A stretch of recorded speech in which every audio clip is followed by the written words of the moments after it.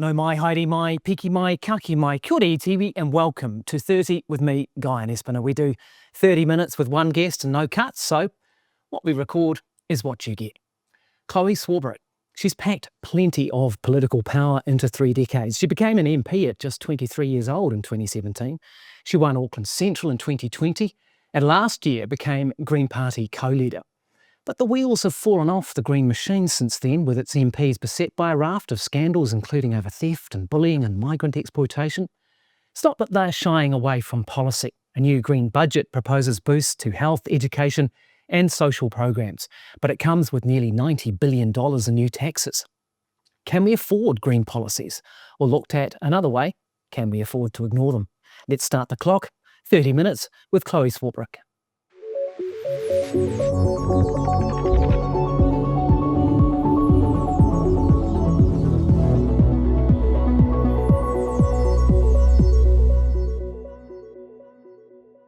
Chlöe Swarbrick, welcome to 30. Kia ora, thanks for having me. Let's start at the end, or in the future anyway, with AI. 5 to 10 years, what are you expecting the impact of AI to be? Are you predicting mass job losses, big disruption? How do you view it? That is a really big question, and one that I think that any responsible parliament should be turning its mind to, not only the disruption that's coming down the pipeline with regard to the types of jobs that we may or may not be doing, but I think kind of primarily who owns this technology and who gets to reap the benefits of it. And this is where I think that we can draw some parallels to, I think, the quite unsophisticated, unfortunately, current conversation that we're having around social media platforms, where there seems to be quite a lot of fixation on young people, particularly those under the age of 16. And firstly, I do want to foreshadow that, of course, there are particular heightened concerns around young people. But I think that the focus should be on the platforms as opposed to on those users, and the way that those owners of those platforms are meddling in our democracy. A couple of interesting things there, so I would like to spend a little bit more time on this. Firstly, though, with AI, are you expecting mass job displacement? I mean, I think you only need to look at the research and what experts have been saying, which is that, yes, that is a big potential, but also, of course, there are potential productivity gains. But if we're to look at the productivity gains over the last 40 years around the world and ask ourselves who has benefited from those productivity gains, it has not typically been the regular person. Wealth inequality is the highest that it's been on record. So again, we need to be having these conversations around who owns and who benefits. Should we be doing more to plan for an AI future? We should. At the parliamentary level, at the political level? Yes, we should. Because we're not doing much in terms of regulation or anything, are we? No, and I worked with Judith Collins in co-founding the cross-party group on AI in the last term of Parliament. Unfortunately, at that point in time, the most kind of engagement that we had was, some engagement with the US Embassy. There's so much more work that needs to be done in this space, and I am a little bit worried about how there is just this consistent flying of the flag that AI is going to solve all of our problems without all too many considerations for its downsides. Does the Green Party use it in terms of policy development? No. No? Do you use AI at all? I haven't used AI for policy development or speech writing or anything like that, no. You don't use it at all in your life? I mean, I guess in your day-to-day interactions, almost all of us now are kind of forced to use it by virtue of social media and things, right? Do you have a policy in the party? Internally, we did discuss in caucus, I believe it must have been about a year ago or so now, an internal policy to ensure that none of our MPs were using AI when it came to, for example, producing speeches. That's really interesting. Let's quickly go into social media, because you raised it. You intimated there that you don't support the ban on under 16. Is that what you're feeling? I think that this is social media ban for under 16, obviously. Yeah, it is. You don't support that? I think that we need to be having the bigger conversation. And I worry that if we are fixated solely on young people, then it feels akin to the conversation around the moral panic with young people in their MTV 20, 30, 40 years ago. Yes, of course, we are seeing disproportionate impacts for young people using social media. But we also have some pretty alarming research around isolation and older people's use of social media. So you reckon it's... So can I get a clear answer? Do you support the under 16 ban or not? I think that it's unsophisticated and I'd like to see it investigated further. So you don't support... Well, I don't support a sledgehammer. I support us having a proper evidence-based rational discussion about how we actually rein in these platforms, because it's the platforms that are the issue. Multi-billionaires do not have the interests of regular people at heart when they are rigging these algorithms. They kick their kids off them by the sound. Exactly, and they're rigging these algorithms to produce greater outrage and polarisation, which is detrimental to our democracy. And you only need to look at the impact that that's having not only on our partisan politics, but also at our media landscape. And that's what's concerning to me. It's a good segue into, we're going to have a brief excursion into the culture wars. I'm just wondering, do you look at the Trumpian anti-woke backlash and think there are lessons I can learn about my own language, my own approach, so we don't provoke such a backlash? I mean, are you taking any humility from the pendulum swinging back so hard? I can understand the frustration that people are feeling and that's out there at the moment. You know, after 40 years of trickle-down economics, people are not healthier, people are not happier, people are not safer. In fact, unfortunately, the opposite is true. And I think what you're seeing with some of those kind of strongmen, self-styled politicians is that they are deciding to punch down and focus people's energy on minority groups that have come to the fore as a result of, for example, affirmative action policies or otherwise, and try and say, oh, it's the migrants or it's those from the rainbow community. You talked about that a little bit in the State of the Nation speech, didn't you? But I'm just wondering, I get that, and I expect that that's your point of view, but I'm just wondering, is there any humility on your side of politics and from where you're coming from, thinking, actually, maybe we over-egged that, or we used the wrong language, or we were too aggressive in taking down people who didn't agree with us? Is there any sense of that from you? I think if you go back and look at my AGM speech that I delivered to the Green Party in the middle of last year, what you will find is a point of kind of precisely actually that reflection, that we can't purport to be here and have the solutions for communities that don't necessarily engage in politics at all. So we do need to have quite a lot of humility in building rapport and trust with those communities, which is why you'll hear the language that I use around our budget about, you know, regardless of where people come from or where they vote in this country, I think the reality is all of us can agree on some really basic things, which is that the social contract should be fulfilled. We should have free GP visits. We should have free early childhood education. We should have free dental care, and we can pay for that through a fairer tax system. We're going to get to that when we talk about your budget. I went back and looked at your maiden speech. You said, I stand here on the shoulders of giants like Green Pioneers, Jeanette Fitzsimons and Rod Donald. Do you think that they would recognise the party you have today, or is the criticism fair that you have put identity politics ahead of environmental advocacy? This sounds funny because it's been a critique that I've seen run against the Green Party for time immemorial. And actually one of the last conversations that I had with Jeanette before she passed away was about mis and disinformation online. That was her major concern and the impacts for democracy that would have. But if you look at our MPs of the past and the kinds of things that they've advocated for, the anti-nuclear stance, anti-apartheid, if you look at drug law reform that Nandor was kind of obviously helping to promote, you look at the stuff that Mutiria, Sue Bradford were pushing, we have always been a coalition, a broad left coalition of people pushing for environmental and social justice. Yeah, but in terms of what it says on the tin, it's the Green Party, right? Mm-hmm. And is it still primarily an environmental party? If you look at our Green Party charter, which is the same charter reflected of 4 core pillars for Green parties all across the world, what differentiates us here in Aotearoa is recognition of te tiriti o Waitangi. But those 4 core pillars are ecological wisdom, recognition of the fact that resources are finite, even those resources that do regenerate need time and space, and God forbid some planning to regenerate. Next one is social justice. If we accept the first premise that those resources are somewhat finite, we need a share if we're going to have a civil, let alone coherent society. Appropriate decision-making, which means devolving decision-making powers down to a level where it actually affects people. It's why we're such nerds for local government. And non-violence. Of course, we're hippies. We don't like going to war. But I think if you read a little bit more into that and think about it from a systems level, it's how do we create systems that allow people to see themselves reflected. So further down the track, they don't go, hey, this doesn't work for me, and we create unnecessary tension. I just want to be really clear, Guyon, that has always been the Green Party. Let me put it in the words of David Parker, the departing Labour MP, who was quoted in the Otago Daily Times recently. He said, quote, "It drives me crazy how much political capital is wasted by so many people on identity issues these days. We're already one of the most liberal, accepting countries in the world, and yet we put so much energy into some of these issues." End quote. Do we spend too much time on this, do you think? I mean, can you give me an example of what proportion of time we're spending? I suppose the most obvious one is the trans issue, but any form of identity politics that we spend about, is there a disproportionate amount, given the amount of people that affects, of energy and political time spent on those issues? I mean, trans people just want to live. like regular New Zealanders. I mean, this is the same country that decades ago appointed Georgina Bayer as the world's first ever trans mayor, and then obviously member of parliament.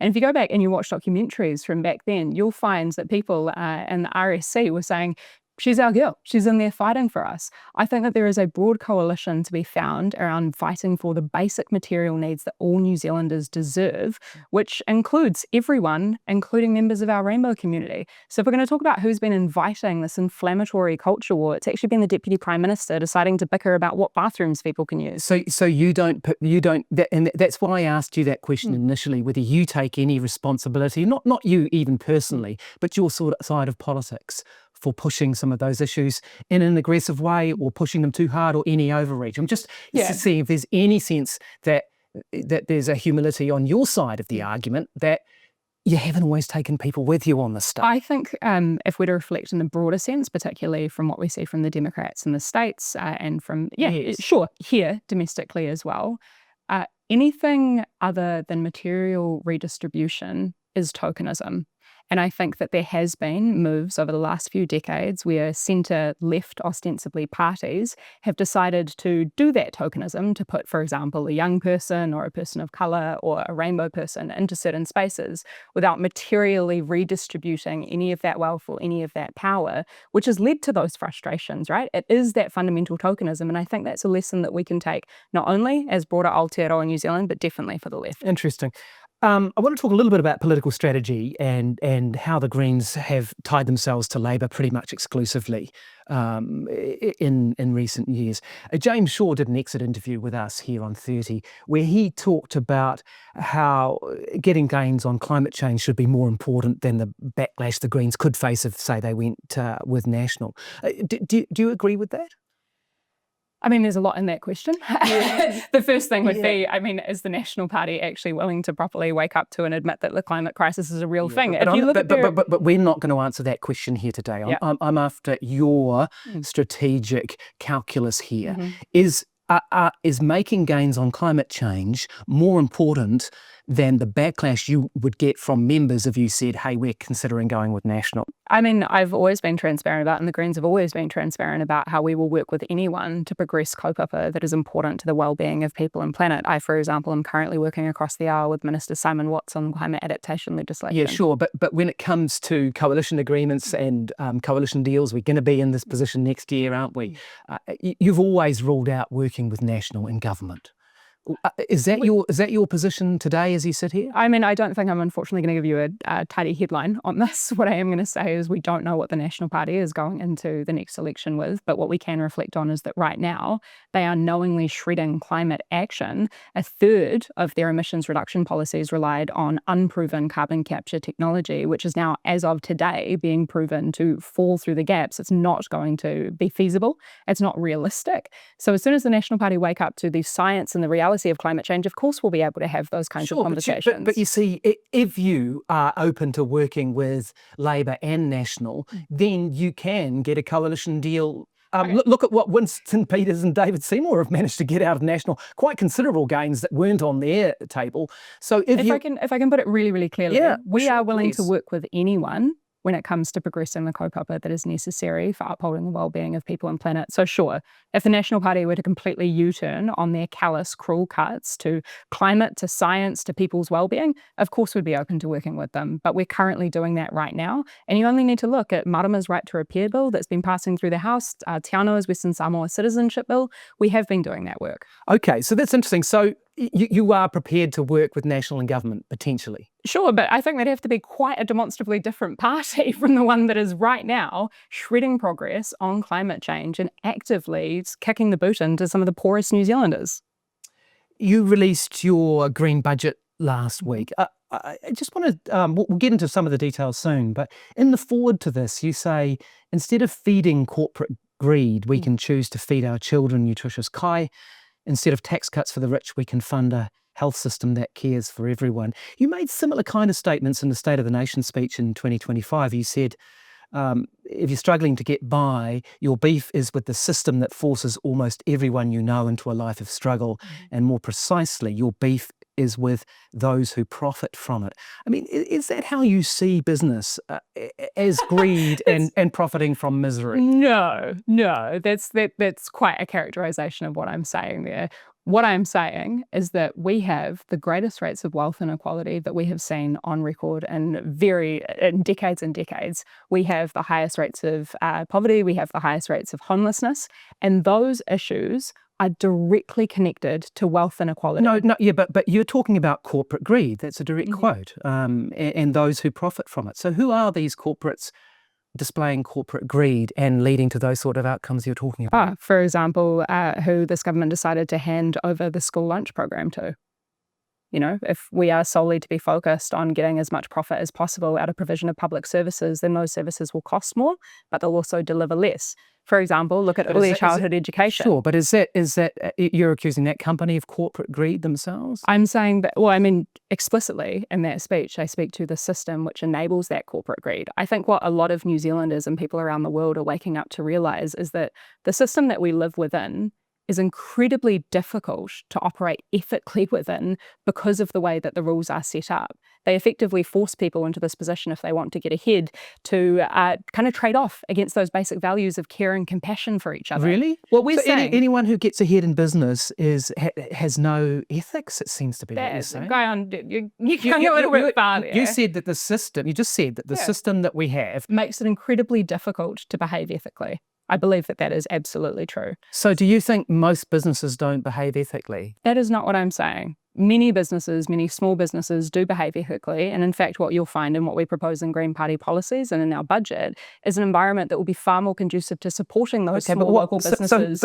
at the expense of those large foreign corporations. So why are you raising taxes on them then? I mean, in your green budget, you plan to raise the company tax rate. We're 28% at the moment, right? Goes up to 33%. So that would be hairdressers and panel beaters and people selling organic food shops, anything, wouldn't it? Would they pay 33% tax? That corporate tax rate tends to be what is paid by bigger corporations. Where you look at SMEs, typically it'll be that the owner is drawing down a salary, so they will, as with 91% of New Zealanders, typically pay less income tax under our plan.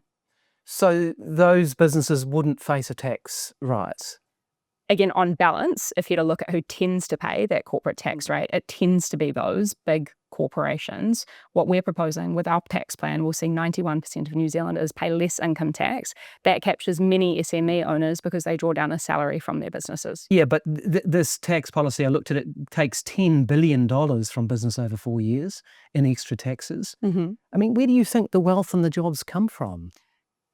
The wealth and the jobs, this country is wealthier than we have ever been at any point in our history. Yet we somehow also happen to have the highest rates of wealth inequality, higher poverty and higher homelessness. These things are directly connected, no matter how big or how small an economy is. What matters is how we share. These people that you care about, or saying that you care about, where are they going to get jobs if businesses are crushed by tax rises? It simply does not track. If you look at the Tax Working Group report from a few years ago, you'll find that when we lowered the corporate tax rate, that did not correlate to massive increases in jobs or growth or anything positive.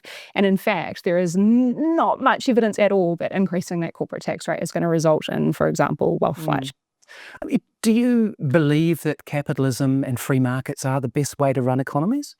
I think that we need to have a far more active state, and I think that that's represented in our green industrial strategy and in our green budget. After 40 years of successive governments going, we're going to take our hands off the wheel and leave this to corporate whim, people are not healthier, people are not happier, and people are not safer. We can do better if we decide to realise that next to nobody in this country can individually afford to pay for a school or a hospital or for 18 years worth of education in terms of the real cost, or for their loved one's cancer treatment. We pay for these things collectively because we are New Zealanders. Sure, but so you said that we should have a more active state, but do you believe that the top line, the foundation, is market economics and capitalism, or are you... I mean, I'm quite on the record for critiquing capitalism, and as I think we've canvassed in this interview, I think that many of the current market incentives make it hard for people to operate ethically. But the budget or your proposed programs don't roll back any of the big neoliberal ideas, do they? The Fiscal Responsibility Act, free trade, inflation targeting, for example. None of that is rolled back under the Greens philosophy, is it? There will be more coming out in our alternative fiscal strategy. Well, which one of those are you going to roll back? Well, I mean, talking about the Public Finance Act, for example, and this very arbitrary fixation on reducing debt at almost all costs when we're not representing on our balance sheets the deficit that we have in infrastructure, or how many fewer kids are going to school because they don't have, their whānau does not have the requisite income to be able to support them to have that stability in their lives. Let's dig down a little deeper into your budget. I'm interested in this wealth tax. It's 2.5% on 2 million on net assets over 2 million. So doesn't that leave some people in a vulnerable position? Let's say you're a widow, your husband died 20 years ago, you've got a house in Mount Eden which is now valued at $3 million because of the rising house prices. I mean, that person would pay $25,000 a year in tax, right? It could, if they didn't have the real world income to be able to pay for that, obviously accumulate against the property at the point of sale or at the point of, for example. But just to get it straight though, so it's on assets over 2 million. So as an individual. As an individual. So in that case, the house is worth 3 million. At 2.5, she would pay on that million. Yeah, on that million, but that's $25,000 a year, isn't it? So what would that person do? I mean, if the person living on superannuation, living in a house, you can't eat your house, you're paying $25,000 a year tax? As I've just said, that payment could accumulate to the point of sale. So if they don't have the real world income to be able to pay that at that point in time, it could then be paid off at the point of sale, or then at the point at which that person passes. So they wouldn't have to necessarily pay the $25,000 a year under if they did not have that real world income at the time, it could accumulate against that property. But can I just also make the point of the trade-off that we are making here? Because yes, the top 3% wealthiest people in this country will pay that wealth tax. The trade-off that we get for that is that we can end poverty by ensuring that no one falls below the poverty line at a guaranteed $395 per week. We can ensure that we have free GP visits, free early childhood education, that we are restoring our public transport services, and that the cost of living is largely reduced for people. Meanwhile, the quality of life improves and we rapidly reduce climate changing emissions. So that widow that you're talking about will experience a society in Aotearoa, New Zealand that is flourishing, where people are not struggling to get by, and ultimately that's for the benefit of all of us. Yeah, but you're putting that sort of person in a pretty tough position. If they had to pay $25,000 worth of tax just for living in their house. Again, that would accumulate against the property to the point of sale if they didn't have the real world income to be able to pay that at the time. But these are the kinds of conversations that we need to be willing to have rationally as a country. We have had in the past, off the back of world wars and the Great Depression, we created the welfare state, public healthcare, public education, public housing. And yes, we paid for it by higher taxes on those who had profited handsomely during a time of hardship for many. And that is something that we have done in the past and we can choose to do again. There will of course be individual circumstances where specific people feel as though they are disproportionately impacted, and we deal with those issues on the margins. But what we are talking about here in reality is wealth taxes on the top 3% in this country, which then unlocks the resources necessary for all of us to live better lives and for our country to be ultimately happier, healthier and more productive. You also talk about a wealth transfer tax, which is effectively an inheritance or gift tax. Tax, really, isn't it? Yes, so over a person's lifetime. If you know, say someone dies in 20 years' time, there and leaves a $2 million property to their daughter, they would pay on that million, right? Because it's over $1 million. So they'd pay $330,000 of that to the government, wouldn't they? And again, we've had forms of inheritance taxes and gift taxes in the past. Firstly, in terms of getting that inheritance, absolutely want to acknowledge that passing things on is important, but also that income has not been something that somebody has earned individually. And all of us belong in this country and have a responsibility to be able to support this country that all of us belong to. What do you think the appetite for that's going to be? Well, that's precisely why we've put all of these ideas on the table. We've shown people our hand and we've said, hey, if we want to have the country that all of us ultimately deserve, that isn't seeing an exodus of 191 New Zealanders a day, 2/3 of them between the ages of 18 to 45, then we are going to radically need to turn this economy around. The irony is, though, is that it's rich people who vote for the Greens. Poor people don't vote for the Greens. Lower income people tend to not vote. And that is a really big issue that we have but to grapple with. even the ones who do not vote for the Greens. You know that. and- You know the figures. We could rattle through them. Yeah. You know the figures as well as I do. Your vote is coming from richer New Zealanders, isn't it? Which is a really interesting point, because we are also the party that has campaigned successively on wealth taxes in 2020 and 2023, yet people are telling us that this will result in an exodus of wealthy people, yet you're also telling us that those are the people voting for us. I'm not telling you But anything. We didn't talk about capital flight, but we could. But nonetheless, ultimately what we are saying here is we can build a fairer society. Yes, there is work that we need to do when it comes to people stepping into their power politically and understanding that we create this thing that we call a country together. And that's the outreach that we'll be doing, building grassroots momentum and organising skills so that we can achieve these things come the next election. Why don't poor people vote for the Greens? That's something which we're around the country mobilising and organising and working with people on. What do you think? There's a number of different explanations there. I mean, potentially one of them harks back to your point earlier about the caricature of what the Greens are and who they represent and what we stand for, which is why it's important for people to understand that we're a party of environmental and social justice.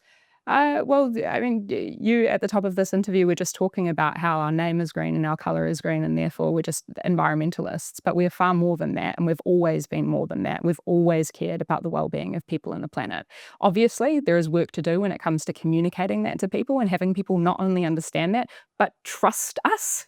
I think that trust piece is a really important component of moving the dial on political issues for so long. I mean, since the time that I got involved in politics, I have felt as though regular people have not seen themselves reflected in our House of Parliament, let alone in our local councils around the country.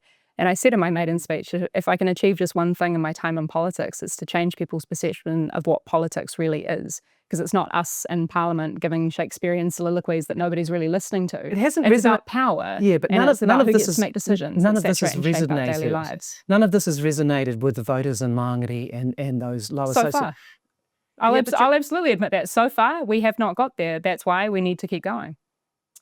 And what does that look like? That looks like turning up.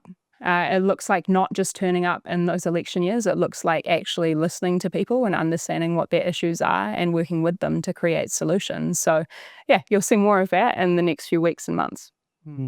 I was also interested to see in your budget that you would borrow about $44 billion more than the current government.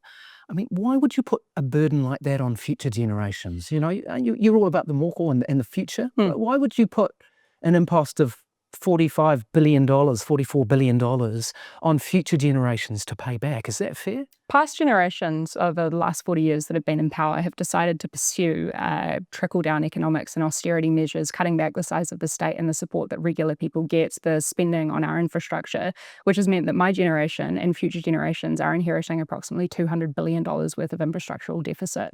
If we want to talk about responsibility, it means actually honestly confronting those deficits and paying for them, paying to fill that gap.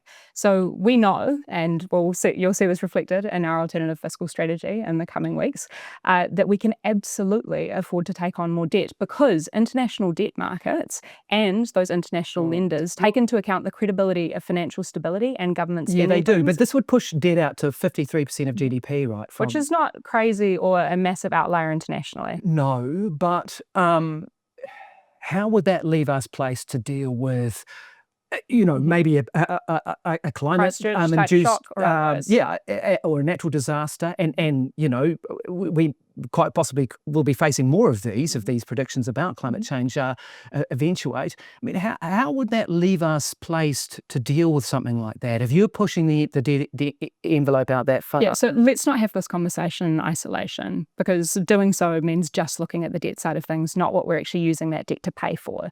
We know that government spending has multiplier effects, which come with massive benefit to our communities and to growing our local economy and to providing more opportunities in other ways.